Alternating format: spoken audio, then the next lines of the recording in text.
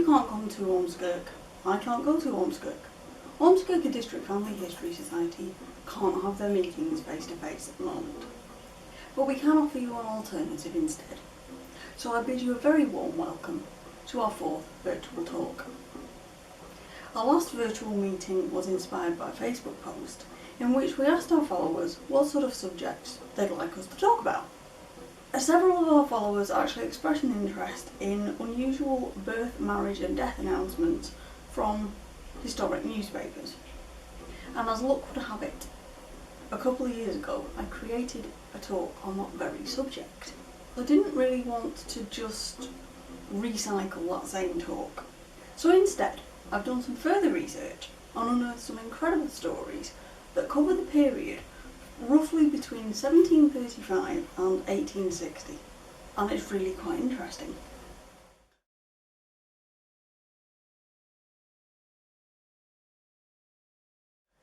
But before I begin, I offer an observation.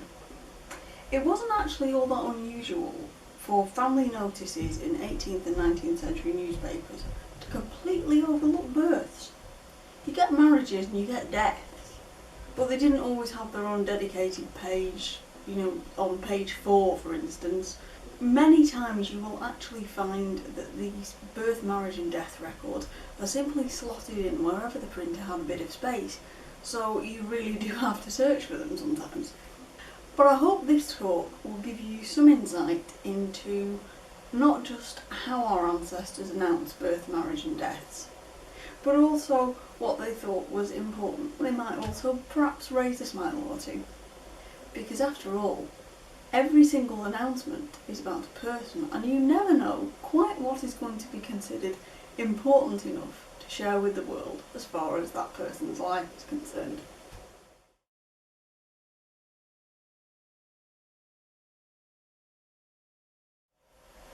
There are two certainties in life. Everyone must die, and therefore everyone must also be born. But birth announcements weren't all that common. Maybe it's because doctors weren't regularly involved in births unless you were very, very rich, so it was considered a sort of delicate subject, women only, and to be politely avoided by all gentlemen. But occasionally you do find a very early birth announcement, as in this first example I'm going to tell you about from the Stamford Mercury, the 2nd of November 1738. Possibly the earliest birth announcement I've ever found, quite different to its modern counterpart. Last Thursday night, the wife of George Venables Vernon, Esquire, Member of Parliament for Lichfield, was safely delivered of a son at his house in Park Place, St James's. That's quite a different way to announce a birth. We don't know the name or the weight of the baby, as we would today. We don't even know the name of his mother. Both are defined by their relationship to a man, which is entirely typical of the time. We do, however, note that it was a home birth, which again is very typical of what went on at that time in history. Occasionally a first-time mother would go home to her own mum for female support and maybe a bit of companionship at this trying time, with no painkillers of course. Mrs Vernon apparently in this instance decided to stay in her own home. So let's move on a few decades. This is from the Northampton Mercury, the 4th of May 1805. On Friday seven-night, that's last Friday, Mary Barge, the wife of the Master Tailor of the Dorset Militia, of 2 sons and a daughter, who with their mother are likely to do well. This woman has had twice twins and once before 3 at a birth. So in 4 pregnancies, she's had 10 children. And it appears that the triplets in this particular case were John, Mary Ann and James, who were all baptised at Lewes in Sussex on the 12th of April 1805. And then we move on a little bit further towards the end of the Regency period now, to the Lancaster Gazette of the 9th of July 1814, who, to our great surprise, has decided to report on a birth that took place at St Keverne in Cornwall. On the 21st is the 21st of the last month, so the 21st of June, at St Kevin, the wife of Mr William White, farmer, of 3 daughters, who were all baptised on the following Sunday in the parish church, the mother attending the ceremony. Quite often in that time, women would be confined for a short period of time after the birth to recover, so the fact that Mrs White has actually managed to get herself up and to church so soon after having triplets is absolutely admirable. It seems that the lady in question was Mrs Philippa White, and babies Catherine, Mary and Philippa were indeed christened at St Kevin on the 26th of June 1814 when they were 5 days old. And now for another kind of birth announcement from roughly the same period, the Stamford Mercury, the 4th of April 1817. On Friday last, at this place, of twins, a boy and a girl, the wife of Mr Manley, manager of the Stamford and Nottingham Company of Comedians. So that's very descriptive. I love the description of the dad's occupation, and just the idea that there is an organised group of comedians who are presumably touring the East Midlands in the Regency period. I would love to know what their act was themed around.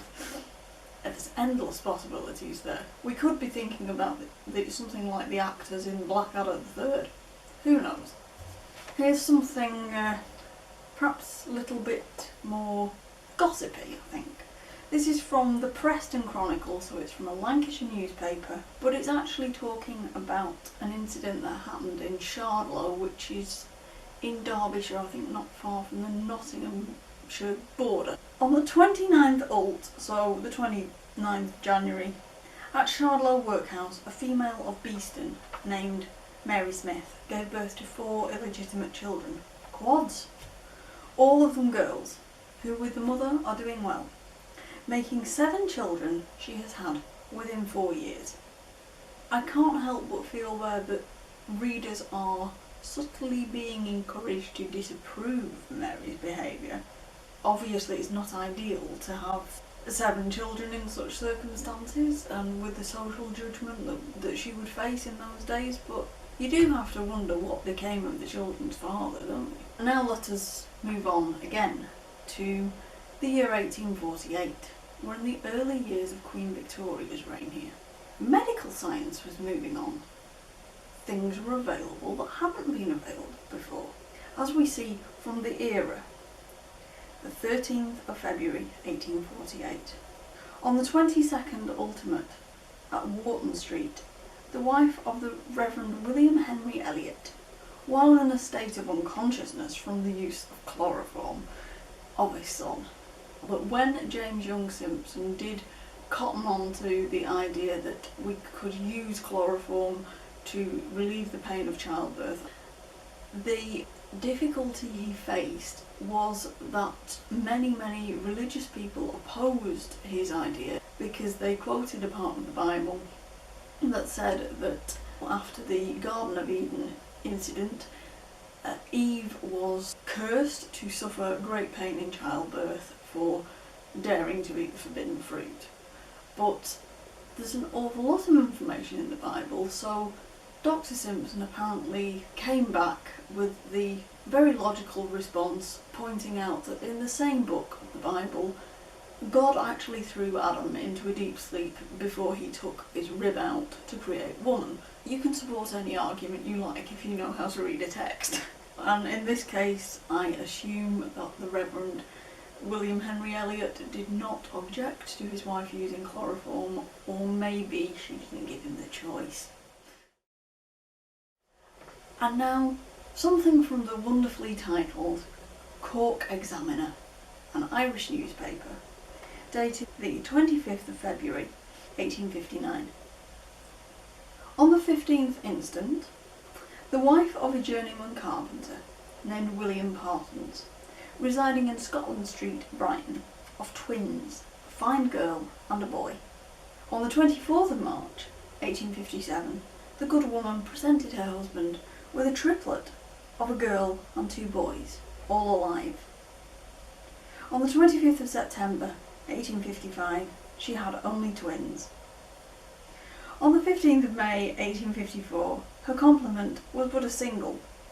On the 26th of October 1852, twins were her quantity. On the 18th of May 1851, a single. And firstly, on the 8th of September 1849, the first blessing of their union, a single. Thus in the space of 9 years, 5 months and 10 days, 12 children have formed their marriage portion, the last 3 births making an addition of 7 to the family. Surely this couple's case should be submitted to Her Majesty for the Victoria Cross. Somebody's got a sense of humour there. So I looked up this couple. They were still at Scotland Street in 1861, William and Harriet Parsons, with William aged 11, Alfred aged 9, Harriet aged 8, but her twin isn't there, Richard aged 7, Frederick aged 5, but his twin isn't there, Amelia aged 4, but the other 2 of the triplets aren't there, Elizabeth and Henry, they're the twins that were mentioned in the paper, and baby Emily, aged 1 month. Ellen was to follow in 1863. So she had 14 in all, and 10 of them survived. That is very impressive.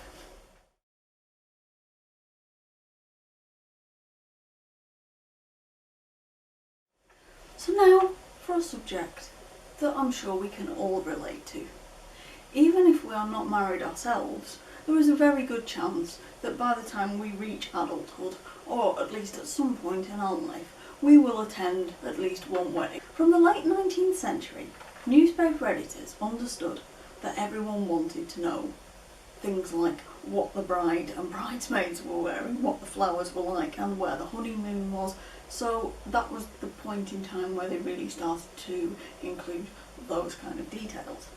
But in the 18th century, people were interested in slightly different things. Announcements can be quite gossipy in the same way that reports of illegitimate births and unusual births can also be.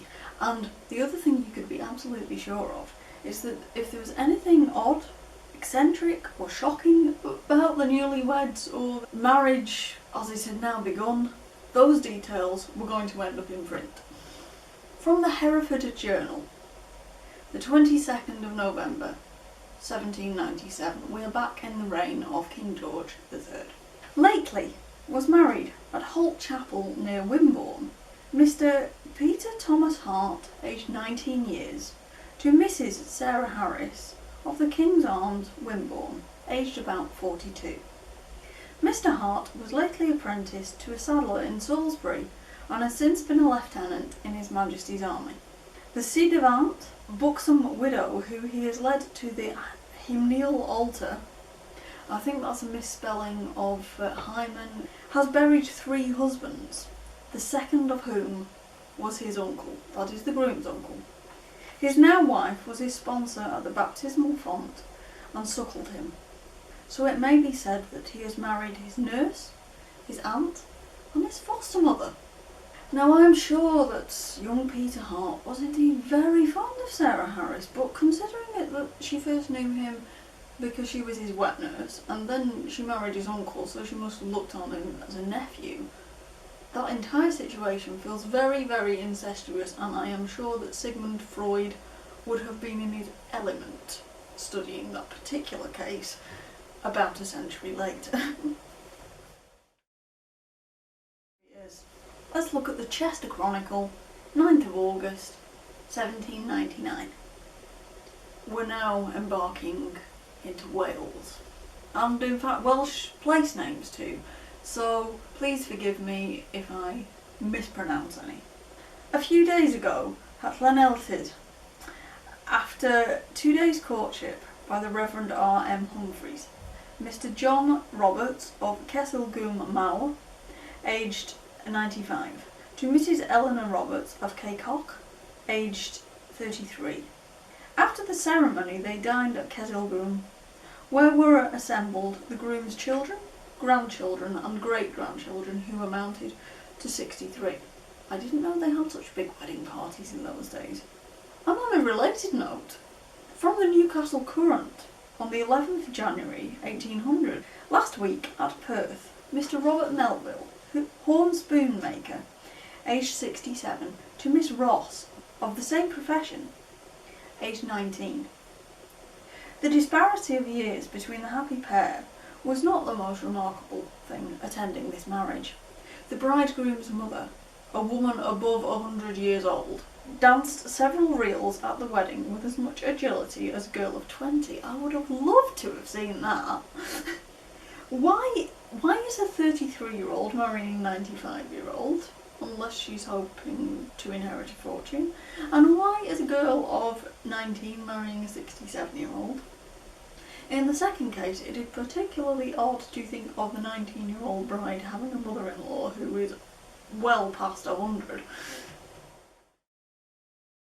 And from one extreme we go to the other. From the Hereford Journal again, the 4th of April, 1798. Lately was married at the Pottery, Staffordshire, John Curzon, aged 14, to Miss Brammer, aged 13. The bride carried to church rather a prominent proof of her womanhood. Bear in mind that at this point in time, technically what they have done is not illegal. You could legally marry at 14 if you were male and 12 if you were female. So that bit is technically acceptable. But as for the rest, that implies not only a teenage pregnancy, but one that is entering its final weeks. This is a shotgun wedding. People have an endless capacity to surprise in family history. Now, those of you who have read any of Jane Austen's work will know that many of her characters are obsessed with marrying well. Miss Bingley in Pride and Prejudice is only after Darcy because he's got a great big estate and £10,000 a year, which is worth about £7 million a year in today's money, I think. After losing his inheritance and Sense and Sensibility, the reckless Willoughby drops poor Marianne like a hot potato and finds a new wife with a £50,000 dowry. But he certainly does not love her, he just loves her money. So maybe we shouldn't actually be surprised that newspapers from the time were similarly obsessed. So let's look at something local. Or is it? From the Leeds Intelligencer, the 2nd of September, 1799. A few days ago was married John Asherton Nelson, Esquire, of Fairhurst Hall near Newborough, in Lancashire, to Miss Kippox of Burscough, an amiable young lady with a fortune of £20,000. I bet she was eligible with a fortune of £20,000. And what about these? On the surface, they're all just simple announcements. Think about them a little longer, somebody has really got a sense of humour. From the Manchester Mercury, 10th of December, 1805.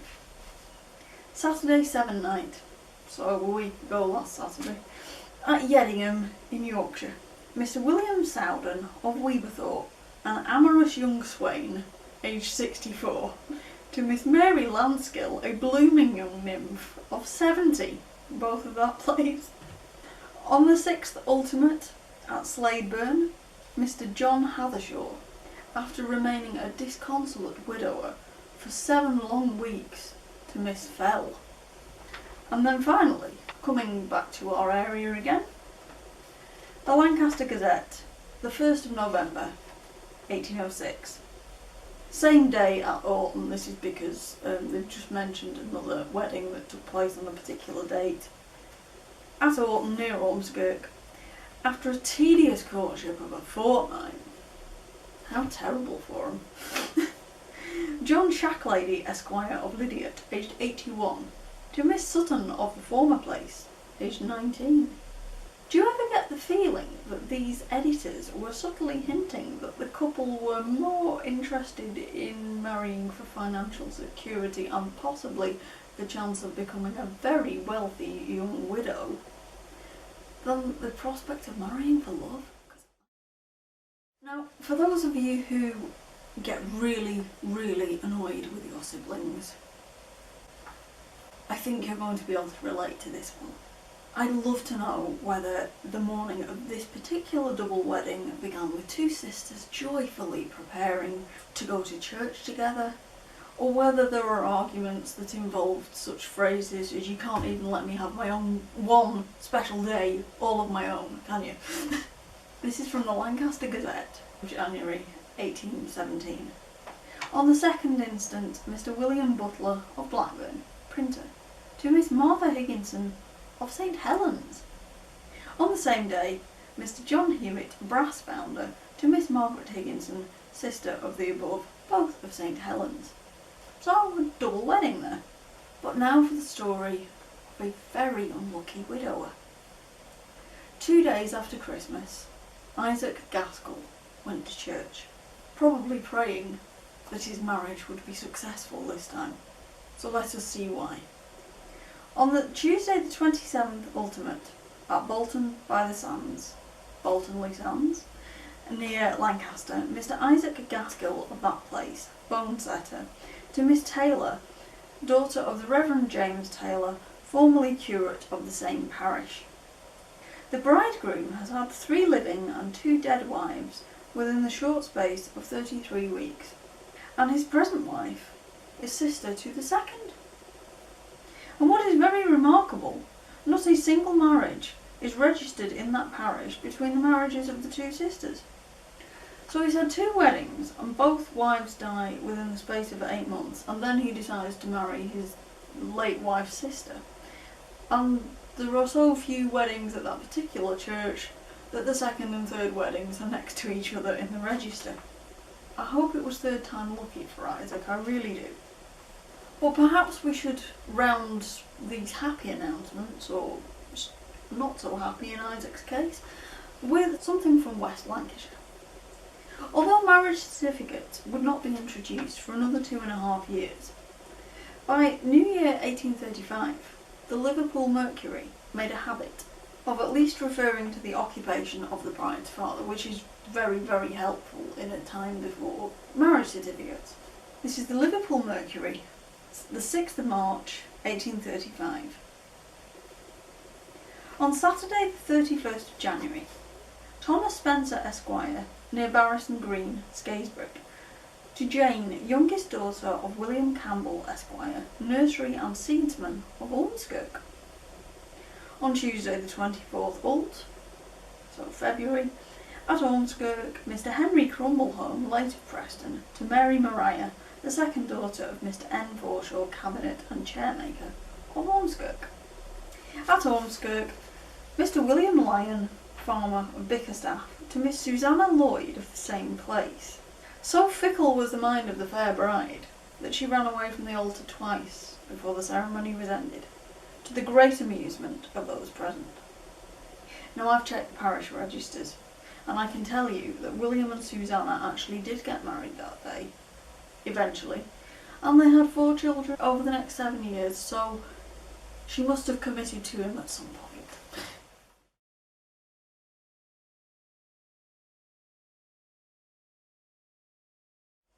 When news breaks today, we can find out about it in seconds. Internet, smartphone, 24-hour rolling news.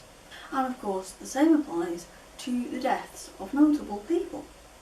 But back in the 18th century, before such technology, you'd imagine that regional newspapers only published obituaries related to people from that immediate local area, wouldn't you? Apparently not. Peculiar and generally remarkable stories had a habit of spreading from newspaper to newspaper, even if it took several weeks, and in the late 1700s, some newspapers loved nothing better than a curious description of the way someone lived or died. From the Leeds Intelligencer, the 1st of November 1774. At Wigington in Warwickshire, one Henry Archer, aged 109, he was 6 feet 5 inches tall and worked at hedging and ditching till a few days before his death. He must have been in very good health. From the Ipswich Journal, the 30th of September 1775. Thursday last, Mr. Woodhatch, a custom house officer at Felixstowe in this county, was accidentally shot and died this day by the going off of a pistol which he had in his pocket, as he was secreting himself in a hedge from the sight of a party of smugglers. I feel really sorry for him. He's doing his job. He's going undercover. He's trying to thwart some criminals who are trying to avoid paying customs on goods by smuggling them in. And he ends up being killed with the very weapon he's obviously taken out with him to protect himself. That is really, really unfortunate. And now let us have another from the Leeds Intelligencer. The 17th of June, 1777. Mrs. Jane Davies. Now, Mrs. is sometimes shortened version of mistress rather than signifying a married woman in that particular time, so Mrs. in the 18th century didn't necessarily indicate that you were married. It might be useful to you.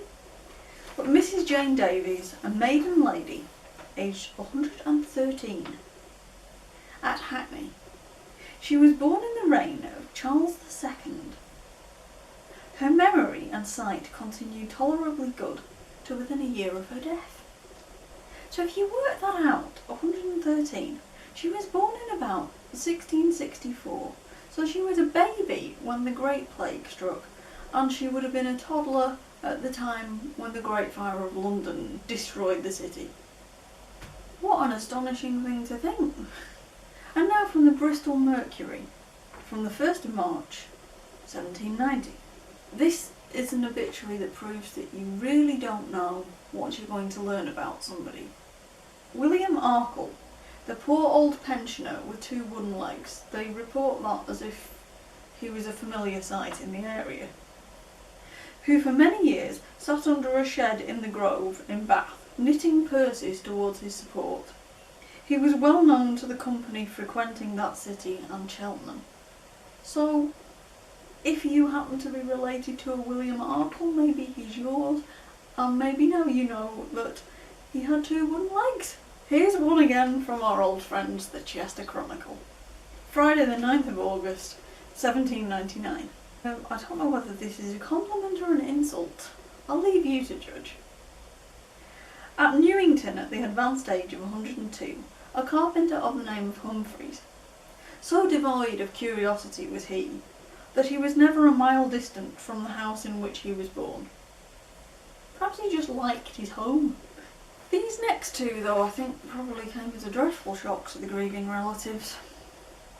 Again from the Chester Chronicle, the 20th of September, 1799. It was all happening, wasn't it, in 1799. Wednesday the 28th ultimate, so August, at Worcester, aged 21. Mrs. Edmonds, wife of Mr. Edmonds, ironmonger of that city. Her death was a circumstance peculiarly distressing to her friends, as she was married in the morning and died between 9 and 10 in the evening. What a shock to both of them. From the Stamford Mercury, the 3rd of January, 1800. Yesterday 7 night, died at Gainsborough, Henry Caister, gentleman, aged 75 years. He was playing cards with his grandchildren the preceding evening, and in the morning was found dead in bed. Now I like to think that Henry enjoyed his card games that night, and he had a great time, and the younger members of the family look back with great fondness on spending time with Grandad on the last night of his life. I hope that is how they remembered him. From the Lancaster Gazette now, the 18th of December, 1802. If you want to be remembered for something good. Lately, Alice, the wife of Mr. Edward Radford of Pendlebury, Lancashire. She was a virtuous wife and a tender mother to 17 children. Can you see a theme developing here? And is a severe loss to the neighbourhood poor. She was the first member and institutor of the female-friendly societies in this county. It's nice to think that people thought so highly of her, and it sounds like she's a really busy woman. She's a wife, a mother of 17, and she still finds time to help her out in her neighbourhood. Good for her. In the days before buses and trains, coaches frequently ran between one town and another. So although the next person of interest was not somebody with a particularly high status job, he was still very important in Regency Manchester. He was their equivalent of a bus driver, I suppose, and his obituary does tell us an awful lot about him. The Manchester Mercury, the 3rd of September 1811. On Monday week, after a short indisposition and sincerely regretted, Mr. John Newton, driver of the Lord Nelson coach from this town. A lot of coaches did have these wonderful names like the High Flyer, the Lord Nelson, the Peveril of the Peak is another one. His civil and genteel demeanour gained him the love and regard of all who either travelled with him or had any acquaintance with him.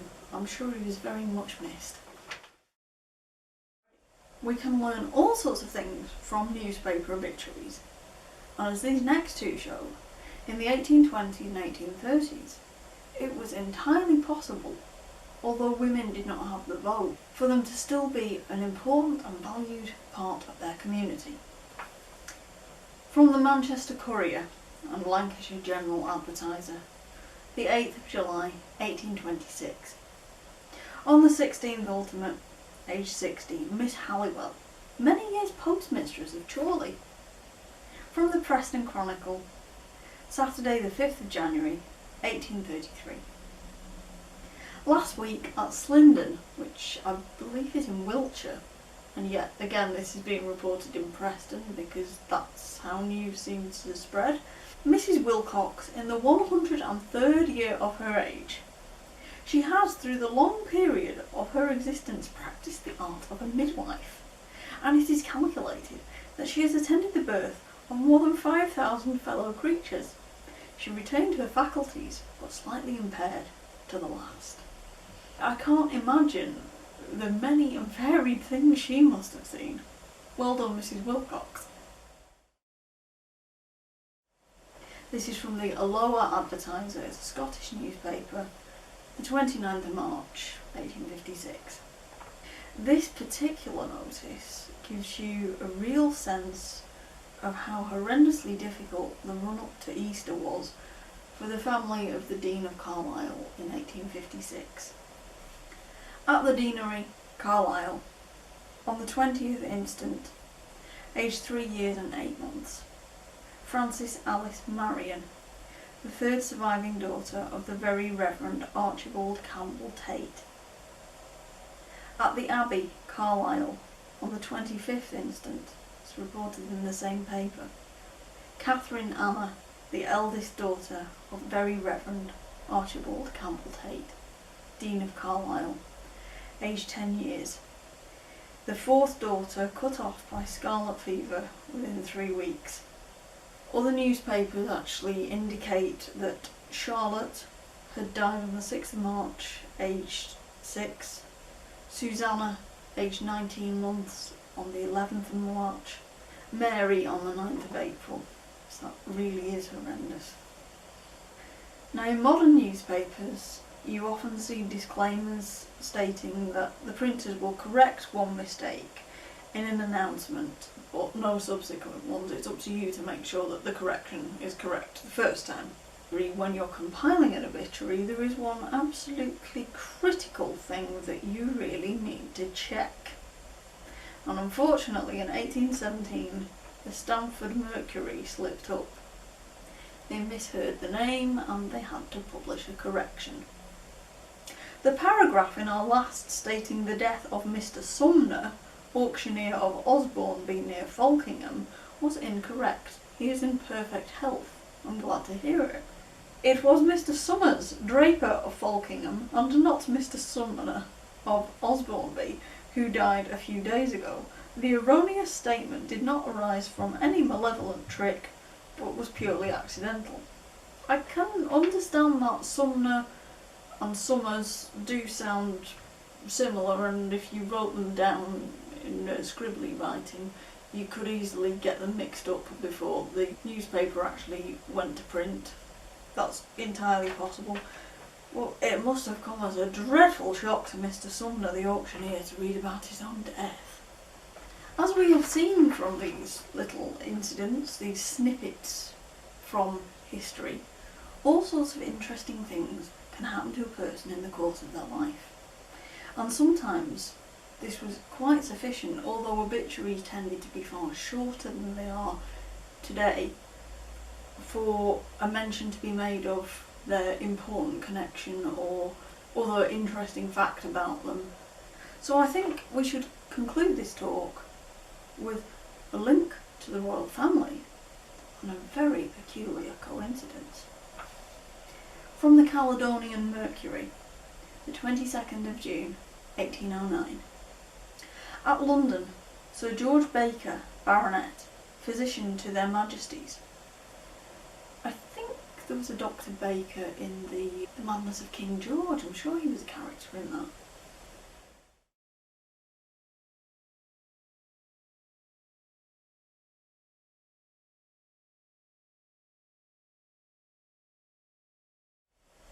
He had attained his 88th year, nearly.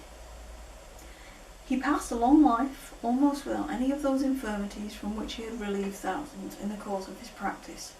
He was not deprived of life, but presented with death. No man, perhaps, has ever followed the career of physic and the elegant paths of the Greek and Roman muses for the space of several years with more success than Sir George Baker, but most importantly of all, he has left a splendid fortune. From the Leicester Chronicle, the 7th of January, 1837. On the 25th ultimate, at Kegworth, aged 85, Mrs. Jane Belfield, the last survivor of 3 sisters who all died on Christmas Day. How odd.